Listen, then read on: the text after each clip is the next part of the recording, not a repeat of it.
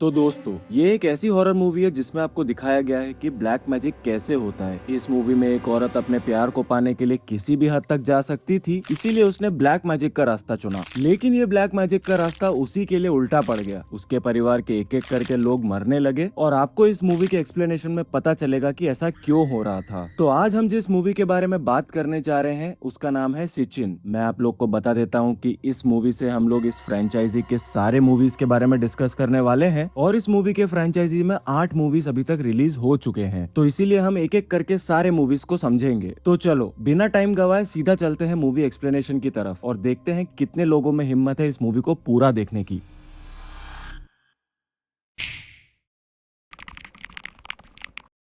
Film की शुरुआत में हमें 2 लड़कियां दिखाई देती है और उनमें से एक का नाम होता है ओजनूर। ओजनूर अपनी दोस्त के साथ एक शमन के पास आई हुई है। उसकी शादी एक कुदरत नाम के एक लड़के से होने वाली होती है जो कि उसके आंटी का बेटा होता है, यानी कि उसका कजिन रहता है। वो यहाँ इसीलिए आई है क्योंकि उसे पता करना होता है कि उसकी शादी कुदरत से होनी चाहिए या नहीं। इसी बात का पता लगाने के लिए शमन कुछ मंत्र पढ़ता है और एक स्पिरिट को समन करता है जो कि उसकी दोस्त को पोजेस कर लेती है। वो स्पिरिट ओजनूर को बताती है कि उसे कुदरत से शादी नहीं करनी चाहिए और उससे दूर रहना चाहिए, वरना कुदरत तुम्हारी और तुम्हारी फैमिली की मौत का कारण बन जाएगा। इसके बाद सीन यहाँ से शिफ्ट होकर 12 साल आगे चला जाता है, जहाँ हम लोग देखते हैं कि ओजनूर किसी आदमी से झगड़ा कर रही होती है जो कि कुदरत होता है। यहाँ से हमको पता चलता है कि ओजनूर ने उस स्पिरिट की बात मानकर कुदरत से शादी नहीं की, बल्कि अली इस्माइल नाम के एक आदमी से शादी कर ली थी। लेकिन ओजनूर और कुदरत का फिर भी नाजायज संबंध बना रहता है। साथ ही में ओजनूर कुदरत के बच्चे की माँ बनने वाली है। वो पिछले 4 महीने से प्रेग्नेंट होती है। कुदरत और ओजनूर के बीच इसी बात को लेकर झगड़ा हो रहा होता है। कुदरत इस बच्चे को नहीं चाहता, जबकि ओजनूर उसे जन्म देना चाहती है ताकि कुदरत मजबूरी में आकर उससे शादी कर ले। गुस्से में आकर कुदरत ओजनूर को धक्का दे देता है। प्रेग्नेंट होने के कारण ओजनूर को चोट लग जाती है और उसके लोअर बॉडी से खून बहने लगता है। ये देखकर कुदरत बहुत ज्यादा डर जाता है और उसे हॉस्पिटल लेके जाता है। अब हमें कुदरत की फैमिली दिखाई जाती है। उसकी वाइफ का नाम नीसा होता है। उसकी बेटी का नाम होता है जायदा जो देख नहीं सकती, मतलब ब्लाइंड होती है। कुदरत की माँ जो कि पैरालाइज्ड और हमेशा बेड पर ही रहती है। दूसरी तरफ हमें फिर से हॉस्पिटल का सीन दिखाते हैं। ओजनूर को होश आ जाता है और उसे पता चलता है कि उसके बच्चे की मौत हो चुकी है। ये जानकर वो बहुत ज्यादा दुखी हो जाती है और इसका जिम्मेदार वो कुदरत को ठहराती है। वहीं कुदरत को इस बात की खुशी होती है कि ओजनूर अब उसे बच्चे को लेकर ब्लैकमेल नहीं कर पाएगी। वो उसे अपनी फैमिली से दूर रहने की सलाह देकर वहाँ से चला जाता है और ओजनूर कसम खा लेती है कि अब वो किसी भी हालत में कुदरत को पा के ही रहेगी। अब रात को कुदरत जब सो रहा होता है तो उसकी बेटी जायदा उसके कमरे में आती है। उसके हाथ में 2 आंखें होती है जिसे वो कुदरत की आंखों में लगाने को कहती है। लेकिन कुदरत उसी वक्त जाग जाता है और उसे पता चलता है कि वो बस एक बुरा सपना था। इस इंसिडेंट के बाद कुदरत अपनी बेटी जायदा के रूम में जाता है जहाँ वो आराम से सो रही होती है। कुदरत जायदा के अंधेपन का जिम्मेदार खुद को मानता है क्योंकि जब उसकी माँ प्रेग्नेंट थी कुदरत उसे हॉस्पिटल नहीं ले गया था, जिसकी वजह से डिलीवरी के वक्त जायदा की आंखें इन्फेक्ट हो गई और अब वो कभी नहीं देख सकती। इसीलिए कुदरत को इस बात का बेहद अफसोस होता है। दूसरी तरफ हमें पता चलता है कि ओजनूर की अली इस्माइल नाम के आदमी से शादी हुई थी जो कि शादी के कुछ ही समय बाद गुजर गया था। अब हम ओजनूर को उसकी माँ के साथ देखते हैं। वो कुदरत को फोन लगाती है लेकिन कुदरत उसे कह देता है कि उसे परेशान ना करे और फोन काट देता है। इसके बाद ओजनूर कहीं चली जाती है। दूसरी तरफ हम देखते हैं कि कुदरत की बेटी जायदा किसी वजह से रो रही होती है। वो अपनी माँ नीसा को बताती है कि उसके साथ कुछ गलत हुआ है जो कि वो कुदरत को ना बताए। अब जायदा के साथ एग्जैक्टली हुआ क्या था ये हमें बाद में पता चलेगा। अब हम ओजनूर को उसी शमन के पास देखते हैं जिसके पास वो पहले भी गई थी और इस बार वो कुदरत को पाने की मदद मांगती है। वो कुछ पैसे और गहने देती है और शमन से मदद मांगती है। वो शमन ये करने को मान जाता है और ओजनूर को बताता है कि नीसा कुदरत की बीवी पर एक ब्लैक मैजिक स्पेल करेगा जो कि बहुत ज्यादा पावरफुल है और दूर दूर तक सिर्फ वही ये स्पेल कर सकता है। वो बताता है कि डिमोनिक स्पिरिट्स में भी मुस्लिम और हिंदूज होते हैं। इनकी एक टाइप होती है अजहर जो कि मुस्लिम से बहुत ज्यादा नफरत करती है। इसी टाइप में से किसी को मनाना होगा जो कि निशा को पोजेस कर ले। ऐसा होते ही निशा के अगले 5 दिनों के अंदर मौत हो जाएगी और इसके साथ साथ उसके सारे ब्लड रिलेटिव्स की भी मौत हो जाएगी। फिर उसके बाद ओजनूर अपने कुदरत को पा सकती है, लेकिन इस काम को पूरा करने के लिए उसे निशा की कुछ चीजें चाहिए होंगी, जैसे उसके बाल, नाखून, सलाइवा या उसकी उसके खून की कुछ बूंदे और सबसे जरूरी चीज उसकी एक फोटो। ओजनूर ये सब का इंतजाम करने के लिए वहाँ से चली जाती है और शमन इस काम की तैयारी में लग जाता है। वो सबसे पहले एक मुर्गी को काटता है, उसकी अतड़ियां बाहर निकालता है। इसके बाद वो कब्रिस्तान में जाता है और एक लाश को निकालता है और फिर उन अतड़ियों को उस लाश के पैरों पे लपेट देता है। अब हम ओजनूर को देखते हैं जो कुदरत के घर पे नीसा से मिलने का बहाना बनाकर जाती है। उसे पता चलता है कि कुदरत घर पे नहीं था, जिससे उसका काम और ज्यादा आसान हो जाता है। जैसे ही वो अंदर आती है हम देखते हैं कि कुदरत की माँ को कुछ डिमोनिक विजन्स आने लगते हैं। वहीं नीसा और जायदा खाने के टेबल पर बैठकर बात कर रही होती है। ओजनूर बहाना बनाकर बाथरूम यूज करने चली जाती है। वहाँ उसे एक डस्टबिन मिलता है जिसके अंदर बाल मिलते हैं। वो उन बालों को और वहाँ रखे एक यूज सैनिटरी पैड को अपने पास रख लेती है और वहाँ से जाने लगती है। जब वो घर से निकल रही होती है उसे कुदरत मिल जाता है। वो उससे गुस्सा करते हुए कहता है कि उसके परिवार से दूर रहे। अब ओजनूर सारा सामान लेकर उसी शमन के पास आ जाती है। शमन अब उस जिन को बुलाने की कोशिश करता है। वो उस यूज सैनिटरी पैड पे लगे खून से मुर्गी की अतड़ियों को धोता है और फिर कुछ चैंटिंग्स करने के बाद इस स्पेल को पूरा करता है। इसके बाद शमन ओजनूर से कहता है अगले 5 दिनों के अंदर नीसा की फैमिली पूरी मर जाएगी। अगले दिन हम देखते हैं जायदा और उसकी दादी माँ को, जहाँ उसकी दादी को अचानक से दौरे पड़ते हैं और वो सांस नहीं ले पाती। जायदा उन्हें बहुत ही अजीब तरीके से चुप रहने को कहती है। उसी शाम जब नीसा नमाज पढ़ रही होती है उसे अपने सामने कुछ कटे हुए ऑर्गन्स दिखाई देते हैं, जिससे वो काफी ज्यादा डर जाती है और फिर दूसरे दिन से उनके साथ बहुत ज्यादा अजीब भयंकर चीजें होने लग जाती है। जब नीसा जायदा के रूम में होती है तो उसी जिन ने उसे पोजेस कर लिया होता है। वो जायदा के बाल और अपने खुद के बाल काटकर खाने लगती है। फिर जब कुदरत घर वापस आता है नीसा उसे सारी बातें बताती है, लेकिन कुदरत इन सब बातों पर यकीन नहीं करता और इग्नोर कर देता है। उसी रात को ओजनूर के साथ भी कुछ गड़बड़ होने लगती है। वो अपने मरे हुए हस्बैंड अली को दीवार पर घूमते हुए देखती है और वो खून से लथपथ होता है। वो ओजनूर से कहता है कि ओजनूर और कुदरत के अफेयर के बारे में उसे पता चल गया था और इसी कारण उसने अपनी कलाई काटकर सुसाइड कर लिया था और अब वो ओजनूर को भी मार देगा। ऐसा कहकर अली अपने हाथ में ब्लेड लिए ओजनूर की तरफ बढ़ता है। ओजनूर चिल्लाती है और जाग जाती है तो उसको समझ में आ जाता है कि ये बस एक बुरा सपना था। लेकिन जब वो बेड से नीचे उतरती है तब वही ब्लेड उसके पैर में चुभ जाता है, जिससे अली ने सुसाइड किया था। अब ओजनूर सोच में पड़ जाती है कि उसके साथ अभी जो हुआ क्या वो वाकई में सपना था और उसके साथ ये सारी चीजें आखिर हो क्यों रही है। अब तीसरे दिन जब नीसा अपनी पैरालाइज सास को साफ करने के बाद किचन में जाती है हम देखते हैं कि उसकी सास को जिन ने पोजेस कर लिया है। वो बहुत ही ज्यादा डरावने अंदाज में चलने लगती है। जी हाँ दोस्तों, पैरालाइज्ड होने के बावजूद वो अब चल पा रही है जिन के पोजेशन की वजह से। चल के वो किचन में जाती है और उबलते हुए सूप को अपने ऊपर डाल लेती है, जिससे उसकी उसी वक्त मौत हो जाती है। जनाजे के वक्त सब लोग आए हुए होते हैं। ओजनूर भी वहाँ पर आई होती है और वो मन ही मन खुश हो रही होती है कि उसका प्लान काम कर रहा है। फिर हम जायदा को एक कमरे में रोते हुए देखते हैं। उसी रात जब कुदरत घर वापस आता है घर का दरवाजा अपने आप खुल जाता है। जैसे ही वो अंदर जाता है उसे नीसा एक जिन के रूप में दिखाई देती है जो उसे डराती है, लेकिन बाद में वहाँ सिर्फ उसकी बेटी होती है। अब कुदरत को नीसा की बातों पर यकीन होने लगा था। अगले दिन कुदरत एक आदमी के पास जाता है मदद मांगने के लिए। एक उस्ताद के थ्रू उसे पता चलता है कि उसकी बीवी नीसा को किसी शैतानी जिन से पोजेस कराया है और इसी वजह से उन लोग को ऐसे विजन्स आ रहे हैं। उनको ऐसा लगता है कि जरूर कुदरत का कोई दुश्मन ये सब कर रहा है, लेकिन असल बात तो हम लोग को पता ही है, ये सारा किया कराया ओजनूर का था। कुदरत उस जिन से छुटकारा पाने के लिए उस उस्ताद से मदद मांगता है और वो मान भी जाते हैं। उसी रात नीसा अपनी सास की आत्मा को देखती है, जिसे देखकर वो बहुत बुरी तरह से डर जाती है। तभी वहाँ कुदरत आ जाता है और नीसा उसे सब कुछ बता देती है। कुदरत नीसा को कहता है कि कल उस्ताद हमें इस मुसीबत से बाहर निकाल लेंगे। दूसरी तरफ हम उस शमन को देखते हैं जिसे नीसा एक जिन के रूप में दिखाई देती है। उसके हाथ में ओजनूर का मरा हुआ बच्चा होता है जो ओजनूर के पेट में ही मर गया था। अब वो जिन शमन को डराकर वहाँ से गायब हो जाता है। इसका दोस्तों एक ही मतलब है, इस जिन को जिस शमन ने बुलाया था अब वो उससे भी ज्यादा पावरफुल हो गया है। ये जिन उस शमन के कंट्रोल में नहीं रहा, अब ये जिन कुछ भी कर सकता है। अगली सुबह यानी 5वें दिन ओजनूर शमन को कॉल करके पूछती है कि कुदरत का एक फैमिली मेंबर मर गया पर उसके साथ भी कुछ अजीब हो रहा है, कहीं उस स्पेल के कारण उसे भी कोई खतरा तो नहीं। इस बात पर शमन ओजनूर को बताता है कि उसका कुदरत से कोई खून का रिश्ता नहीं है, तो उसे बिल्कुल डरने की जरूरत नहीं है। ये सारी बातें कुदरत की माँ चुपके से सुन लेती है। वहीं दूसरी तरफ जब नीसा जायदा को तैयार कर रही होती है वही जिन फिर से नीसा को पोजेस कर लेता है। नीसा जायदा के सामने ही फांसी लगाकर सुसाइड करने की कोशिश करने लगती लगती है, लेकिन उसी वक्त कुदरत वहाँ पहुँच जाता है और निशा को बचा लेता है। इन सब के बीच में हम देखते हैं कि जायदा बहुत ज्यादा अजीब बिहेव करने लगती है। इसके बाद कुदरत की माँ ओजनूर के घर जाके निशा को ओजनूर के पीछे की सारी बातें बता देती है। फिर उसके बाद कुदरत निशा को लेकर उस्ताद के पास निकल जाता है। वहीं दूसरी तरफ ओजनूर को हम खाना खाते हुए देखते हैं। खाना खाते वक्त उसका खाना खून और कीड़े से भर जाता है, जिसे देखकर ओजनूर को उल्टी हो जाती है। वो उसी वक्त उस शमन को कॉल करने की कोशिश करती है, लेकिन उसके सामने कोई आ जाता है, जिसे देखकर वो काफी ज्यादा डर जाती है। इसके बाद वो इविल जिन ओजनूर को पोजेस कर लेता है और उसकी बॉडी की सारी हड्डियों को तोड़ देता है,